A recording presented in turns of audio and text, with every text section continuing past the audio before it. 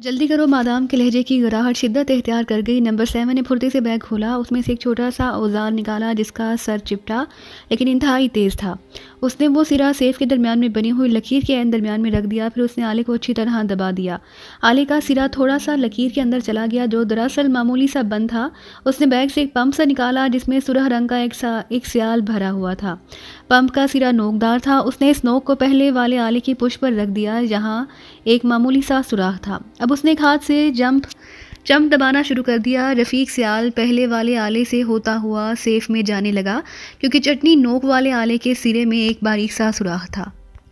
चंद लम्हे तक वो पंप करता रहा। फिर उसने दोनों आले निकाल कर वापस बैग में रख दिए और फिर बैग उठाकर खड़ा हो गया। मादाम 1 मिनट बाद ही खुद बहुत खुल जाएगा, नंबर 7 ने कहा और फिर वही हुआ। 1 मिनट बाद सेफ के दोनों पट अपने आप यूं खुल गए जैसे उन्हें किसी ने धकेला हो।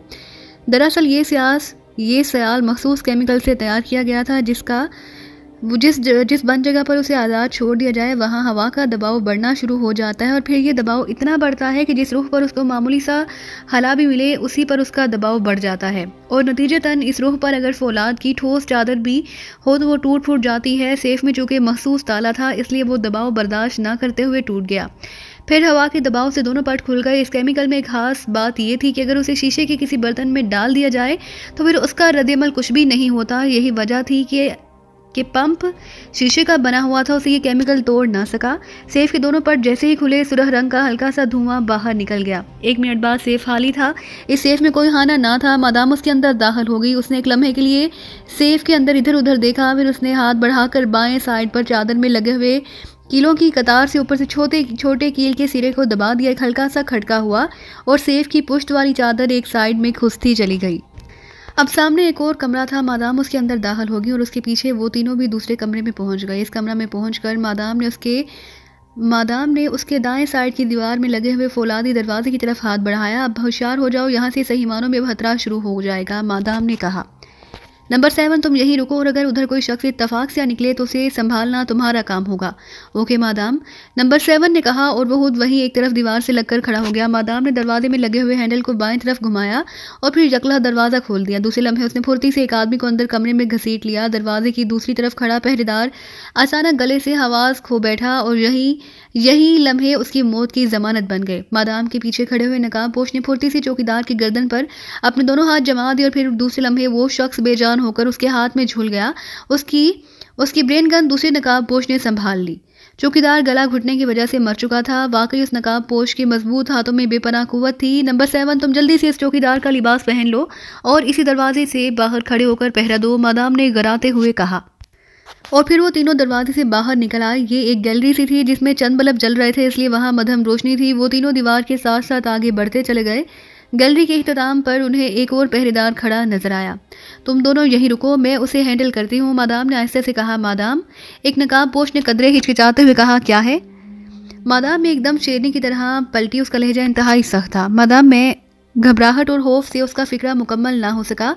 तुम खामोश रहो, मैं जो कर रही हूँ ठीक है, मादाम ने कहा और नकाबपोश खामोश हो गया। अब मादाम आहिस्ता आहिस्ता आगे को खिसकने लगी। जब और पहरेदार के दरमियान तकरीबन 20 गज का फासला रह गया तो अचानक न जाने पहरेदार को क्या ख्याल आ गया कि उसने अपने गन उठाई और फिर मुड़कर मादाम की तरफ आने लगा। मादाम एकदम अपनी जगह पर साकत हो गई लेकिन चूंकि गैलरी में रोशनी काफ़ी थी इसलिए पहरेदार की नज़र उस पर पड़ गई। वो हैरत के मारे वहीं साकत हो गया। फिर वो चौंका। उसने ब्रेन गन सीधी करनी चाहिए कि मादाम के हाथ से एक शोला सा लिपका और वो पहरेदार बगैर कोई आवाज़ निकाले वहीं ढेर हो गया। मादाम उसकी तरफ बिजली की तरह लिपकी कि ब्रेन गन को फर्श पर गिरने से पहले संभाल ले, लेकिन उसके पहुंचने से एक लम्हा पहले ब्रेन गन उसके हाथ से छूटकर फर्श पर गिर पड़ी और एक धमाका हुआ। उस लम्हे मादाम ने ब्रेन गन झपट ली। गोली ठीक पहरेदार की पेशानी पर लगी और उसका सर फट गया। मादाम का निशाना वाकई काबिले दाद था। मादाम के हाथ पीछे वो दोनों नकाबपोश भी लिपके। इसकी लाश को किसी ओट में डाल दो, मादाम ने नकाबपोश को हुक्म दिया और नकाबपोश इधर उधर देखने लगा। गैलरी के इख्तिताम पर उन्हें एक और कोना ऐसा नजर आया जहाँ कदरे अंधेरा था। उन्होंने लाश घसीट कर उस कोने में डाल दी। अभी वो लाश वहां डालकर मुड़े ही थे कि दरवाज़ा खुला। वो तीनों साइड की दीवारों से चिपक गए। क्या हुआ सुनील, ये धमाका कैसा था? और एक नौजवान दरवाजे से बाहर निकला। वो जैसे ही बाहर निकला एक नकाबपोश ने लिपक कर उसकी गर्दन पकड़नी चाहिए लेकिन नौजवान उसे अचानक हमले के बावजूद संभल गया। उसने नकाबपोश के पेट में जोरदार मुक्का मारा और ओगे की आवाज़ निकालता हुआ परे हट गया, लेकिन उसी लम्हे मादाम अपनी जगह से उछली और उसकी दोनों टांगें दरवाजे से निकलने वाले नौजवान के सीने पर पड़ी। ये एक ज़ोरदार लेकिन बरवक्त फ्लाइंग किक थी। नौजवान उलट कर पीछे हुआ और फिर दूसरे नकाबपोश ने उसे छाप लिया और इस बार नौजवान के हाथ गर्दिश में आ गए। नकाबपोश के दोनों हाथ नौजवान की गर्दन पर पड़े और उसने अपनी हाथों की ताकत से उसका गला दबा दिया। एक लम्हे तक तड़पने के बाद नौजवान साकत हो गया, वो मर चुका था। उसकी लाश भी घसीट कर नकाबपोश ने पहरेदार की लाश के पास डाल दी। दरवाज़ा इसी तरह खुला हुआ था। मादाम ने फिर सर अंदर डालकर देखा, एक छोटा सा कमरा जो मुकम्मल तौर पर सजा हुआ था। मादाम अंदर दाखिल हो गई। उसके पीछे दोनों नकाबपोश भी दाखिल हुए। एक नकाबपोश का एक हाथ अभी भी पेट पर ही रखा था, मगर शायद वो जगह नाजुक थी। कमरे में और कोई दरवाज़ा नहीं था। मादाम ने जेब से रस्सी का गुच्छा निकाला और फिर उसे देखकर वो शशोपंज में पड़ गई, क्योंकि मामला कुछ खतरनाक हो गया। उसे पता चला कि इस कमरे से आगे जाने वाला खुफिया दरवाज़ा अलमारी में होते हुए ट्रांसमीटर पर कंट्रोल रूम में बैठे ऑपरेटर से कहलवा कर खुलवाना पड़ता था।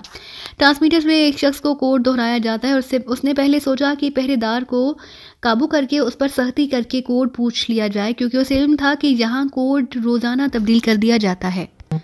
लेकिन पोजीशन ही ऐसी हो गई कि पहरेदार और वो नौजवान दोनों ख़त्म हो चुके थे। अब इसके सिवा और क्या किया जा सकता था कि रिस्क उठाया जाए, लेकिन ये एक ऐसा रिस्क था कि इसमें 100% खतरा था।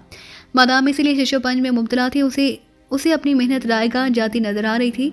एक बार फिर उसने सोचा कि वापस हो जाए, लेकिन फिर उसने रिस्क लेने का इरादा कर ही लिया। उसकी जुर्रत और मजबूत कुव्वत इरादी की दलील थी।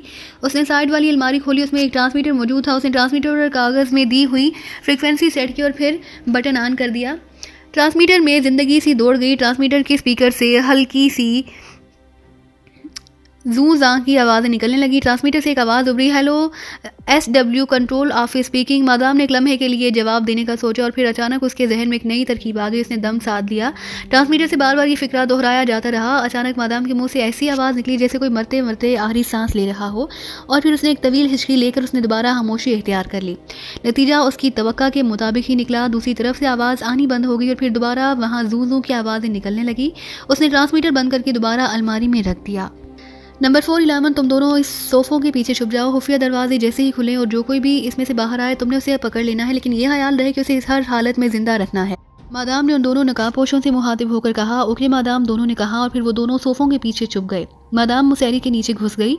कमरे में खामोशी तारी थी। वो तीनों दम साधे इंतजार में रहे थे कि देखिए कौन सी दीवार से दरवाज़ा नमूदार होता है, लेकिन वो इस बात से बेखबर थे कि उनकी पुश्त की दीवार बेआवाज़ तरीके से एक तरफ सिमटी जा रही थी। ये दीवार लकड़ी की थी। इस पर इस खूबसूरती से पेंट किया गया कि वो मालूम ही नहीं होती थी कि ये लकड़ी है। दोनों नकाबपोश अपनी हकीकत से बेखबर सामने वाली दीवार को देख रहे थे। उनके दिल धक धक कर रहे थे। फिर दीवार की एक तरफ हटते ही दो नौजवान हाथों में ब्रेन गन थामे वहाँ नमूदार हुए और फिर उनकी नज़रें उन स्याह पोशों पर पड़ी जो सोफे के पीछे बैठे थे और जिनकी पुश्त उनकी तरफ से। एक लम्हे तक वो हैरत से देखते रहे। दूसरे लम्हे उन्होंने दोनों ही पुश्त से ब्रेन गनों की नालें लगा दी। फिर कमरा उनकी आवाज़ से गूंज उठा, हैंड्स अप। और दोनों नकाबपोशों को यूं महसूस हुआ कि उनके सिरों पर बम फट पड़ा हो। रात के 10 बजे थे। शहजाद कॉलोनी की कोठी नंबर 126 की पुश्त की दीवार से एक साया सा चिमटा हुआ खड़ा था। उसने स्याह रंग का चुस्त लिबास पहन रखा था। वो बार बार अपनी कालाई पर बंधी हुई रिस्ट वॉच देख रहा था। जैसे ही घड़ी में ठीक 10 बजे उसने जेब से एक छोटा सा ट्रांसमीटर निकाला। फिर उसने ट्रांसमीटर को मुंह से लगाकर बोलना शुरू कर दिया, hello hello Safdar speaking over. बार बार वही फिक्रे दोहराता रहा। चंद लम्हे बाद दूसरी तरफ से उसे जवाब सुनाई दिया, इमरान बोल रहा हूँ। ये इमरान की आवाज़ थी। इमरान साहब, मैं एक्सलो के हुक्म के मुताबिक इस वक्त शहजाद कॉलोनी की कोठी नंबर 126 की पुश्त पर मौजूद हूँ। मुझे क्या करना है? सफदर ने पूछा। सफदर, काम सिर्फ इतना है कि 2-3 डन बैठकें लगाओ और फिर ये या अली का नारा मारते हुए दुश्मनों पर टूट पड़ो। दूसरी तरफ से इमरान की संजीदगी से भरपूर आवाज़ सुनाई दी, क्या मतलब? सफदर इमरान से संजीदा लहजे में ये बात सुनकर घबरा गया और मैं तुम्हें गलत हिदायत दे गया। बात यह है कि मैं यहाँ इसी कोठी में एक तहखाने में बंद हूँ। तुम ऐसा करो, इस कोठी में दाखिल हो जाओ। फिर पीछे से होते हुए सामने बने हुए 3 दरवाज़ों में से दरमियान वाले दरवाजे में दाखिल होकर सीधे चले आओ। ये एक गैलरी है, काफ़ी तवील गैलरी। ये बिल्कुल स्पार्ट गैलरी है। इस गैलरी के आखिरी सिरे पर एक कमरा है। उस कमरे में जब तुम दाखिल होगे तो वहाँ दरमियान में रखी हुई मेज़ का ऊपर का कोना उठाकर उसके अंदर लगे हुए बटन को दबा दो। तुम्हें तहखाने का रास्ता मिल जाएगा। तुम वहाँ तहखाने के दरवाजे पर पहुँचकर इस दरवाजे को खोलो। मैं इसी तहखाने में हूँगा, बाकी हिदायत पहुँचने पर ही दूंगा। और हाँ, तुम मेकअप बॉक्स अपने साथ ले आई या नहीं? नहीं, मुझे एक्सटो ने मेकअप बॉक्स ले आने की कोई हिदायत नहीं की थी। सफदर ने जवाबन कहा, तुम्हारा एक्सटो भी रोज़ बरोज़ अकल से पैदल होता जा रहा है, लेकिन मेकअप के बॉक्स बगैर तुमने यहाँ अंडे देने हैं। इमरान ने सूसीले लहजे में कहा, तो अब क्या करूँ? सफदर ने झंझलाते हुए कहा, अब ठंडे ठंडे अपने फ्लैट को सुधारो और वहां से मेकअप बॉक्स लेकर आओ, फिर कोठी में दाखिल होना। इमरान ने उसे हिदायत देते हुए कहा, ओके जा रहा हूँ, सफदर ने कहा और फिर ट्रांसमीटर बंद हो गया। थोड़ी दूर एक दरख्त के नीचे उसकी मोटरसाइकिल मौजूद थी। उसने मोटरसाइकिल स्टार्ट की और सीधा अपने फ्लैट की तरफ बढ़ गया। फ्लैट से उसने मेकअप बॉक्स उठाया और उसे क्लिप की मदद से अपनी बेल्ट के साथ लगा लिया। थोड़ी देर बाद वो दोबारा कोठी की पुष्ट पर मौजूद था। कोठी में शायद कुत्ते मौजूद नहीं थे, चनाचे वो आसानी से एक दरख्त की मदद से दीवार फांद कर ऊपर चढ़ गया। फिर वो बाएं बाग में रेंगता हुआ बरामदे तक आन पहुंचा। कोठी में चारों तरफ अंधेरा छाया हुआ था। बरामदे तक पहुंचकर वो एक लम्हे के लिए रुककर इधर उधर चौंकती नजरों से देखता रहा, लेकिन वहां किसी किस्म की नकलो हरकत न पाकर वो आहिस्ता से बरामदे में घुस गया। सामने वाले 3 दरवाजों में से इमरान की हिदायत के मुताबिक उसने दरमियान वाले बंद दरवाजे पर जोर आजमाई की। दरवाज़ा खुल गया। वो आहिस्ता से गैलरी में दाखिल हो गया। गैलरी तारीख और सुनसान थी। सफदर सोच रहा था कि ये क्या चक्कर है, क्या इस कोठी के मकीन उसे खाली करके जा चुके हैं।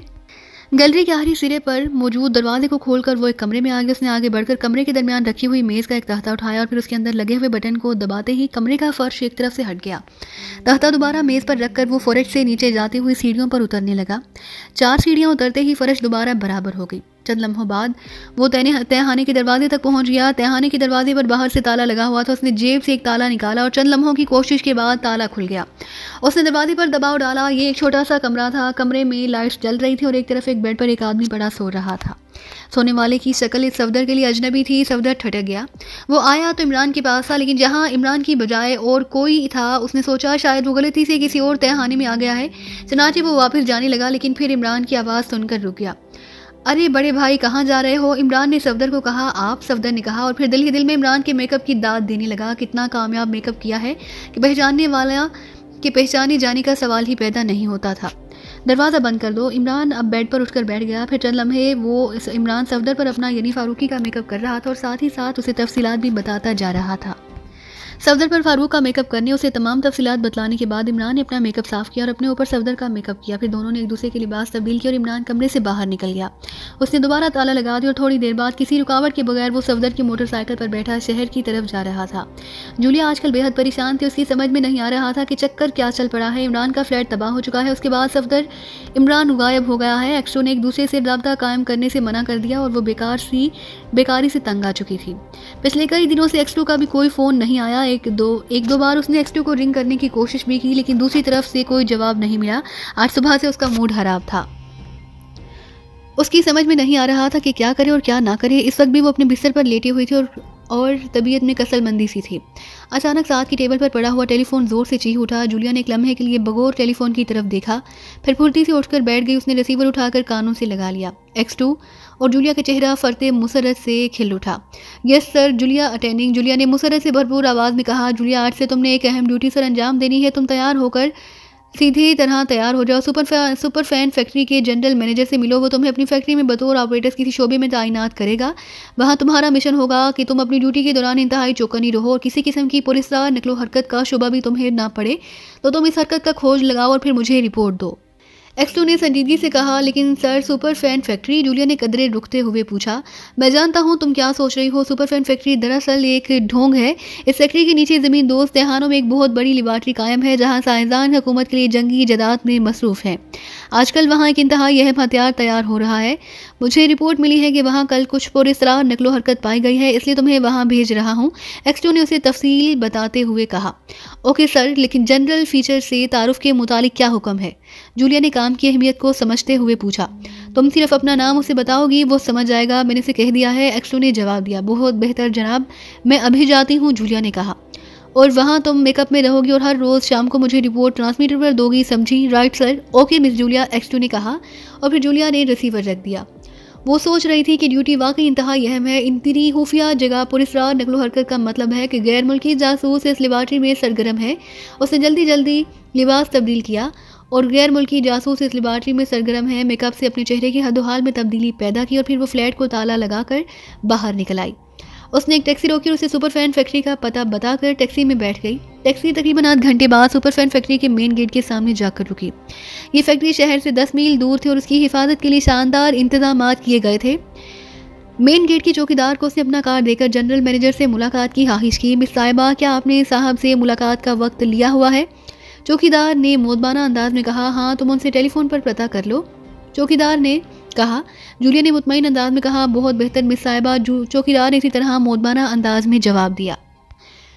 चंद लम्हे बाद वो जनरल मैनेजर से गुफ्तगू कर रहा था। 1 मिनट तक बात करने के बाद उसने रिसीवर रख दिया। फिर जूलिया को अंदर जाने का इशारा करते हुए कहा, मिस साहिबा आप जा सकती हैं, मेन गेट से सीधी चली जाएं, फिर बाएं तरफ मुड़कर बरामदे में साहब का दफ्तर है। चौकीदार ने उसे हिदायत देते हुए कहा।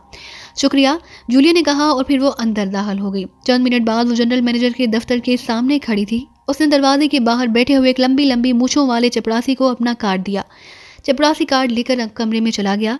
फिर आकर उसने जूलिया को ले जाने का इशारा किया और वो दरवाजे पर पड़ी हुई भारी चिलमन उठाकर खड़ा हो गया।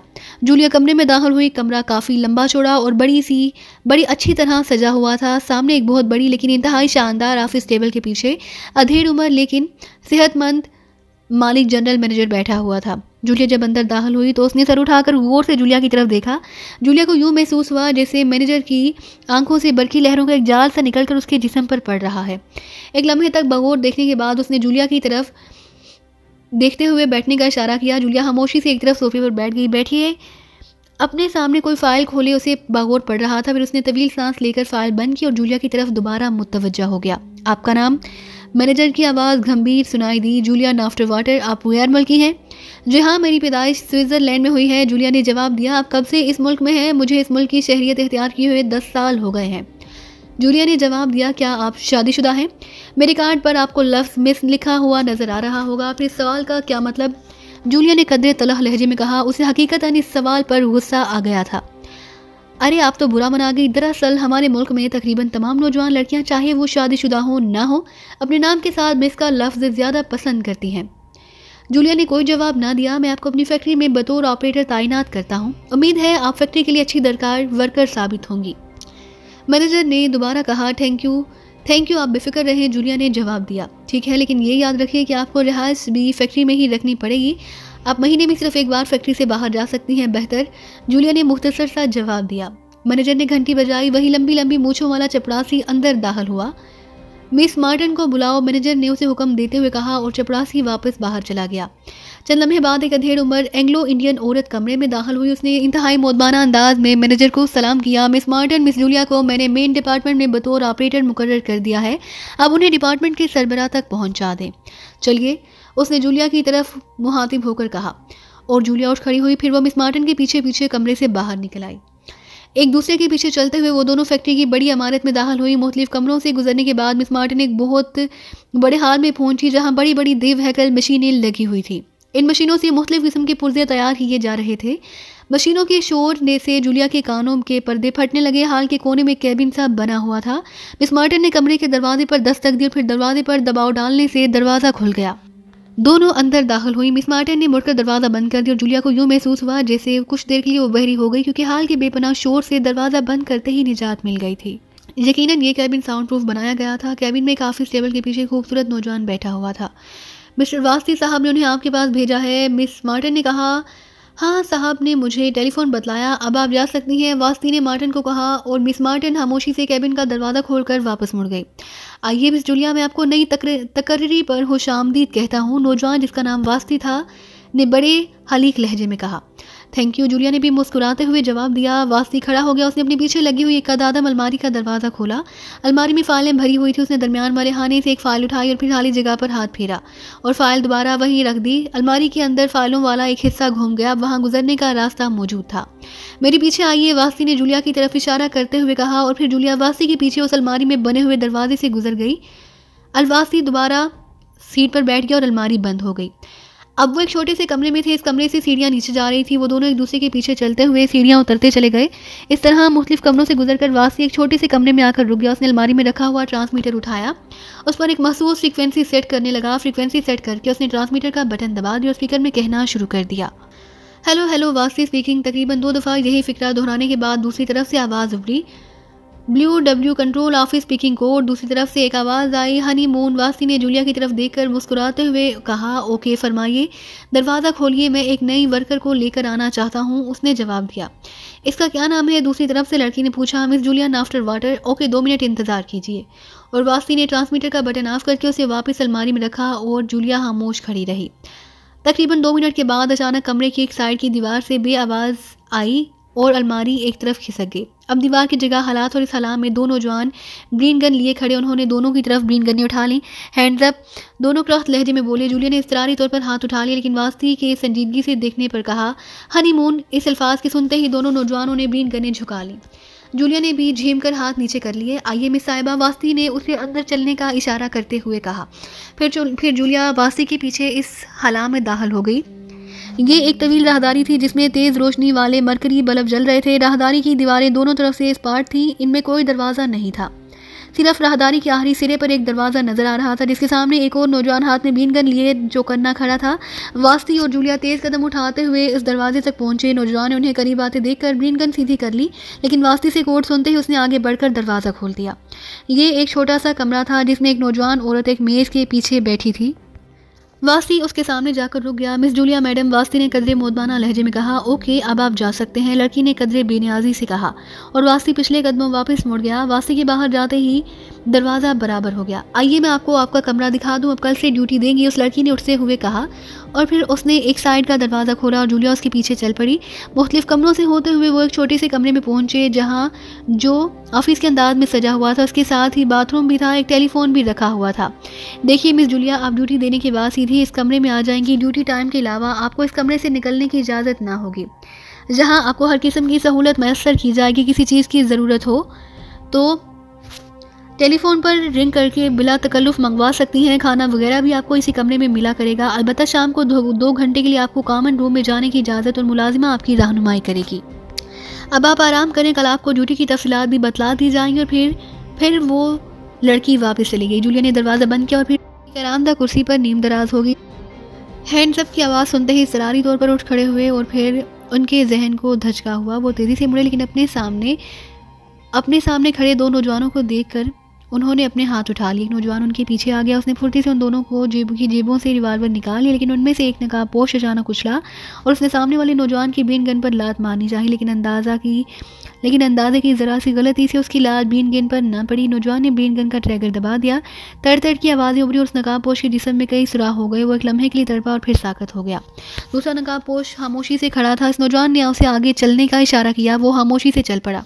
दूसरे नौजवान ने ब्रेन गन कांधे से लटका ली और फिर वो मुर्दा नकाबपोश की लाश कांधे पर उठाकर पीछे चल पड़ा। मादाम अभी तक मुसेरी के पीछे छुपी हुई थी, ये सब तमाशा देख रही थी। वो दोनों नौजवान जो कि नकाबपोशों से लज गए, इसलिए इसकी तरफ किसी ने तवज्जो ना दी। और फिर जैसे ही वो वापस मुड़ी, मादाम आहिस्ता से मुसेरी के नीचे से निकली।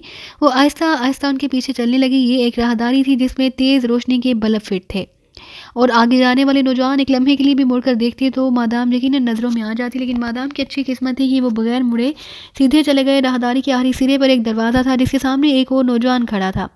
उसने जो 2 नौजवानों को आते देखा तो फ़ौरन दरवाज़ा खोल दिया। मादाम चूँकि उन नौजवानों के ऐन पीछे चल रही थी, इसलिए वो उस पहरेदार को नज़र ना आ सकी। दरवाज़ा खोलकर वो दोनों नौजवान अंदर दाखिल हो गए। उसके पीछे ही तीसरा पहरेदार भी अंदर आ गया। मादाम फुर्ती से दरवाजे के करीब पहुंची। दरवाज़ा बंद हो चुका था। उसने कान दरवाजे के साथ लगा दिए। चंद लम्हे तक उसे वहां आवाज़ें सुनाई देती रहीं और फिर खामोशी छा गई।